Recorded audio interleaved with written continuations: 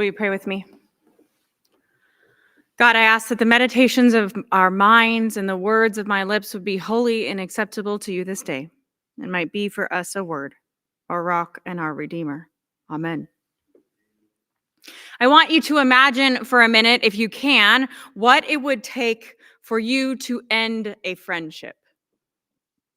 Maybe you've had a friendship end in the past. I've had a few friendships end. When do you know that it's time to call it quits? Now I want you to think about your best friend. Your best friend, if you have one, or the closest thing you have to one. What would have to happen to make you end a friendship with your best friend? On the night when Jesus is betrayed and handed over to the Romans, Peter is seen warming himself at a charcoal fire near the high priest's office. A servant girl sees him and says, "Hey, aren't you one of the disciples? You're one of this man's disciples, aren't you?" And Peter says, "I am not. I am not." 3 times Peter's asked whether he is one of Jesus's disciples, and 3 times he denies it. I am not. We read that text during Holy Week before Easter, and since then we've read the rest of the story. Peter warmed himself by a charcoal fire and denied Jesus 3 times, and later that day, Jesus was murdered. And then he was raised from the dead and appeared to the women and the disciples and Thomas. And now we have the 4th appearance of the resurrected Lord on the beach by the Sea of Galilee. As you heard read, our gospel reading today was from John 21. The last week we saw Jesus appear to the disciples and Thomas, and this week he appears to this other group. Afterwards, Jesus appeared again to his disciples by the Sea of Galilee. It happened this way. Simon Peter, Thomas, Nathanael from Cana, the sons of Zebedee, and 2 other disciples were together. And Peter said, "I'm going to fish." They said, "We'll go with you." So they went out and got into the boat. But that night they caught nothing. Early in the morning, Jesus stood on the shore, but the disciples didn't realize it was Jesus. He called out to them, "Friends, you caught anything?" And they said, "No." "Throw your net on the right side of the boat, and you will find some." And when they did, they were unable to haul in their nets because they'd caught so many fish. Then the disciple whom Jesus loved said to Peter, "It's the Lord." As soon as Simon Peter heard him say, "It's the Lord," he wrapped his outer garment around him and jumped into the water. The other disciples followed in the boat, towing the net. Jesus said to them, "Bring some of the fish you've caught." So Simon Peter climbed back in the boat and dragged the net ashore. When they landed, they found a fire of burning coals, the same type of fire that was referenced in that story the week before Easter. A fire of burning coals. And Jesus was making breakfast. "Come, have breakfast," he said. None of the disciples dared to ask him, "Who are you?" They knew it was the Lord. And then we have the scene, which David read to us. When they'd finished eating, Jesus said to Simon Peter, "Simon, son of John, do you love me more than these?" "Yes, Lord, you know that I love you." To which Jesus says, "Feed my lambs." And then again, a second time, "Simon, son of John, do you love me?" And a second time, Simon Peter says, "Yes, Lord, you know that I love you." And then the third time, "Simon, son of John, do you love me?" The text tells us that Peter was hurt because Jesus asked him the third time. Imagine how Jesus felt when Peter denied him the third time. "Yes, Lord, you know all things. You know that I love you." And then Jesus says, "Feed my sheep. Feed my sheep and follow me." Human relationships tend to be transactional. You give me fish, I'll give you money. You take out the trash, I'll do the dishes. You scratch my back, I'll scratch your back. You love me, and I will love you. But if you say that we're friends, and then I get arrested and I call you for bail or a character witness, and you say that you don't know me, if the judge asks, "Are you friends with her?" and you say, "I was not," then I'm out. Anybody else? I don't think that if that happens, we're still friends. In fact, it would remind me of another Taylor Swift song. We are never, ever, ever. Yeah, I'd be like, we're never getting back together. You've ruined this. I hate you. Scorched earth. We're done. Okay? Luckily for us and for Peter, though, God is not like us. God is not transactional. God can accept and work around how crummy we are. Even when we disregard him, even when we do what he tells us not to do, like Adam and Eve in the garden, God still pursues us. God finds a way to bring us back into the fold. Even when we run away and don't do what he tells us to do, like Jonah, who was supposed to go to Nineveh, but it went to the docks instead. God still pursues us. He finds a way to bring us back into the fold.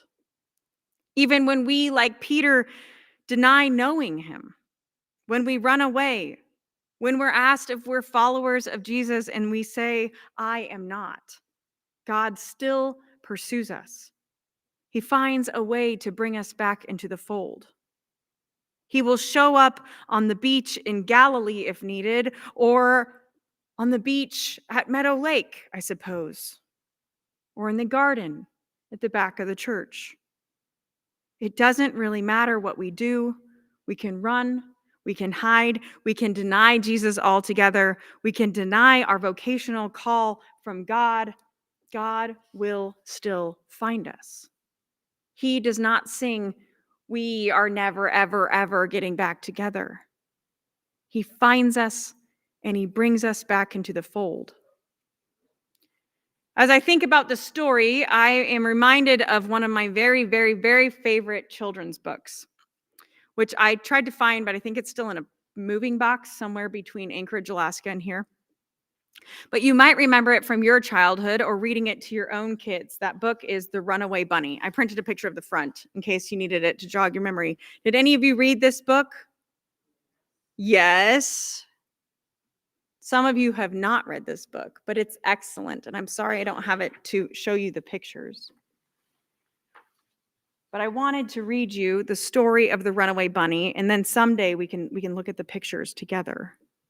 Just in case you don't remember the story, once there was a little bunny who wanted to run away. So he said to his mother, "I am running away." "If you run away," said his mother, "I will run after you, for you are my little bunny."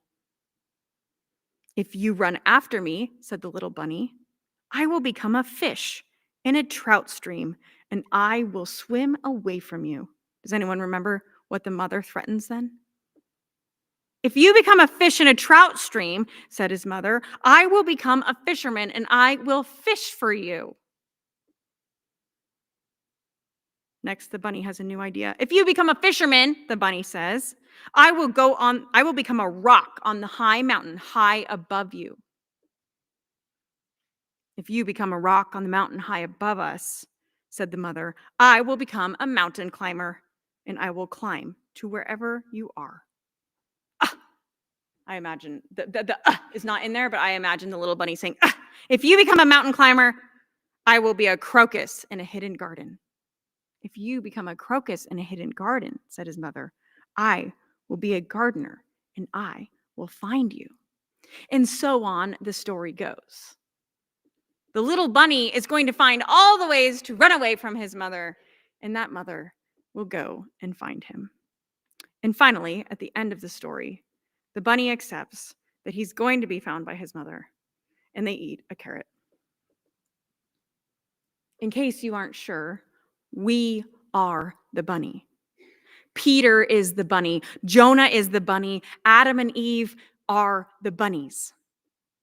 We can reject our parentage. We can say we don't want to be children of God. We can run. We can hide. We can disguise ourselves, but it will not help. We will still be God's little bunny. And he will come and find us. And he will snatch us in his arms and give us a carrot or some fish. And that will be that. Before Jesus called him, Peter had been a fisherman. They all had been fishermen, this group of the 7. When Jesus came along, Peter left his career as a fisherman and went to be a fisher of men. But after Jesus' death and resurrection, we find Peter here back at the beach, the same place from whence he started, fishing again, once again for fish and not for people. And it seems a bit like he's lost his mojo. Not only has he abandoned his vocational call as a fisher of men, he can't even cut it as an actual fisherman anymore. He hasn't caught anything. And apparently, those fish were right underneath him, just on the other side. Maybe he's forgotten how to fish, or maybe he's just not where he should be, or maybe it's just one of those days. Who knows? But Jesus shows up, and even though he doesn't recognize him at first, he listens to Jesus. They throw the net one more time on the other side, and they catch a ton of fish. 153 to be exact. And they get their mojo back. And after breakfast, they're sitting around a charcoal fire. And Jesus asks a question. It's important for us not to miss the symbolism. This is the second charcoal fire. They're sitting around a charcoal fire after breakfast, and now it's Jesus' turn to ask. Basically, he's saying, aren't you one of his disciples? Do you love me? He doesn't ask, do you want to be my disciple? He doesn't ask, are you sorry for being a crappy friend? He doesn't ask, why did you betray me? Or do you want to follow me? He doesn't ask any of those questions. He simply asks, do you love me? For most of us, that's a much easier question to answer. Do we want to follow God's plans for our lives? What do you think? No, it's way too hard. I mean, if we're going to be honest. But do we love God? Yes, that's easy. Peter is adamant, yes, you know that I love you. Then feed my lambs. Just as Peter was asked 3 times whether he wanted to be a disciple of Jesus, 3 times Jesus asks Peter here on the beach, do you love me? And 3 times he responds, yes, you know that I love you. Then feed my sheep, tend my sheep, feed my sheep, follow me. There are 2 or 3 pieces of good news in today's text. The first is that when we listen to and obey God, the abundance is overwhelming. On their own, these once successful commercial fishermen couldn't catch a thing. They'd lost their mojo. But when they listened and obeyed, even though they weren't at first sure who was telling them, they were overwhelmed by abundance. Their nets were overflowing. They could hardly get them in from the lake. When we listen to God and do as we are instructed, we tend to end up with an overabundance of whatever it is we need. The second piece of good news is that we can run, but we can't hide. This might feel like bad news when we really do want to hide, but whether we try to hide in a garden or in the sea, God will find us. Because no matter how much we disagree, we are all always beloved children of God. We can run, we can hide, we can deny Jesus altogether, we can deny our vocational call, but God will find us. And he will feed us bread and body and blood and maybe some fish over a charcoal fire. And he will bring us back into the fold. And the third bit of good news is this. If we love him, all we have to do is feed his sheep. I think that might actually just be a half good news because feeding sheep is a lot of work. It actually requires something of us. It's more complicated than just going to Walmart and buying a few groceries and throwing them at sheep. It's more involved than just going to Atwoods and getting grain supplements and throwing them at sheep. It requires tending to fields, finding places where people can rest and eat, making sure the world has clean water. We can't just sit around hoping that God will take care of that. He showed up to Peter and brought him back into the fold and then gave him a task. And in doing so, he's given us the same task. Following Christ is so much easier and so much harder than just claiming to be a disciple. It's so much easier and so much harder than just saying we are Christians and going to church. If we love him, we'll feed his sheep. We'll care for his lambs. We'll follow him. Love one another as I have loved you. Feed my sheep.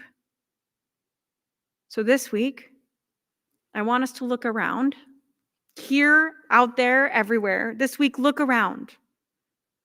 Where is Jesus appearing to us? Where is Jesus appearing to you? In what ways and places is he offering us a do-over? We may not have stood around a charcoal fire and pretended not to know him, but we've all, in certain ways, denied the love of Christ. So where is he offering us a do-over? And how is he working to bring us back into the fold? And I also want us to look around and say, where are the sheep? Think about where are the sheep? Are any missing? Where have they gone? What do the sheep need? Maybe you'll find sheep in this congregation, or the sheep who've left this congregation, or sheep who didn't even know what the word congregation meant. Go find the sheep. There are sheep all over the place. They're sleeping on the side of our building in the evenings.